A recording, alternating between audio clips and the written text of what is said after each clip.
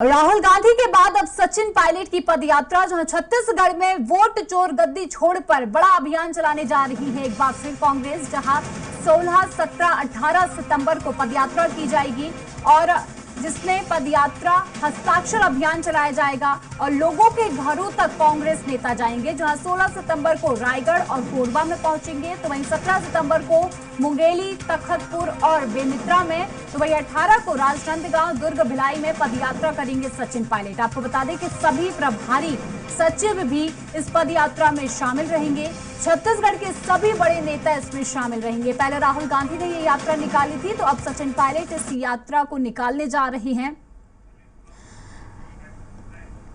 चलिए इसी खबर पर और अधिक जानकारी के लिए हमारे साथ दिलीप साहू जुड़ चुके हैं। दिलीप, देखिए, पहले राहुल गांधी एक बड़ी पदयात्रा निकालते हैं, लेकिन उसके बाद अब सचिन पायलट भी एक बड़ी पदयात्रा का आयोजन करने जा रहे हैं और चूंकि मुद्दा यही है कि यहाँ पर वोट चोर गद्दी छोड़, यानी कि बीजेपी को एक बार फिर निशाने पर लेने जा रही है कांग्रेस।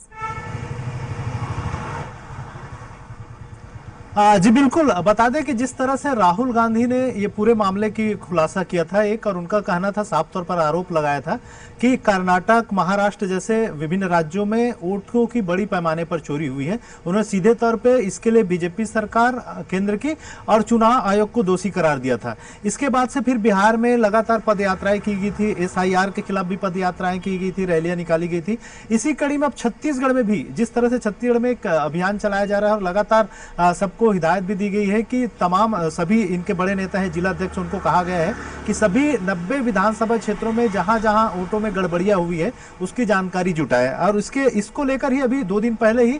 10 सितंबर को एक बड़ी सभा का आयोजन किया गया था बिलासपुर में, जिसमें प्रदेश प्रभारी सचिन पायलट शामिल हुए थे और तमाम बड़े नेता उस मंच में नजर आए थे। इसके साथ ही साथ अब पदयात्रा की भी एक रूपरेखा तैयार कर ली गई है और छत्तीसगढ़ में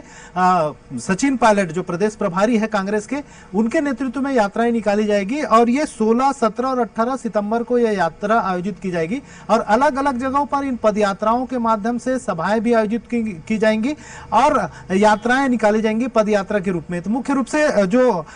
इनका रूपरेखा बना है उसमें 16 सितंबर को रायगढ़ और कोरबा, वहां पर पदयात्रा निकाली जाएंगी और सभाएं भी होंगी और लोगों को बताया जाएगा किस तरह से वोट चोरी किया गया है। वोट चोरी के आधार पर ही सरकार बदली, इस तरह के आरोप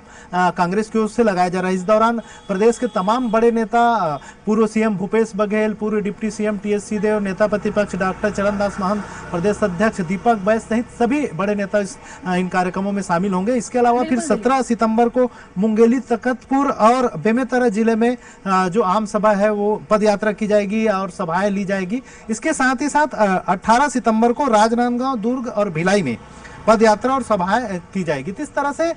3 दिन अलग अलग जगहों पर, अलग अलग जिलों में पदयात्रा और सभाएं ली जाएंगी और एक तरह से यह बात जो एक अभियान चलाई जा रही है कांग्रेस की ओर से कि वोट छोड़ गद्दी छोड़,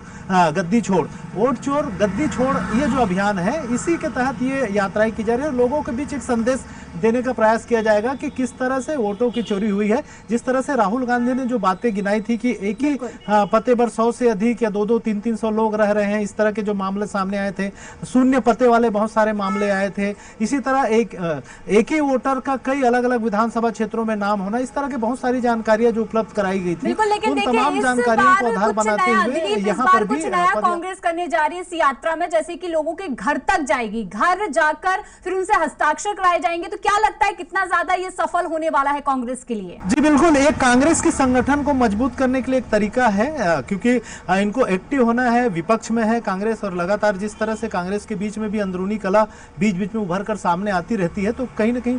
पार्टी की ओर से एक संदेश देने का प्रयास किया जाएगा कि तमाम बड़े नेता वो एकजुट है, सभी मिलकर सरकार के, चाहे केंद्र सरकार हो चाहे राज्य की बीजेपी सरकार हो, दोनों के खिलाफ ये अभियान चलाएंगे और निश्चित तौर पे एक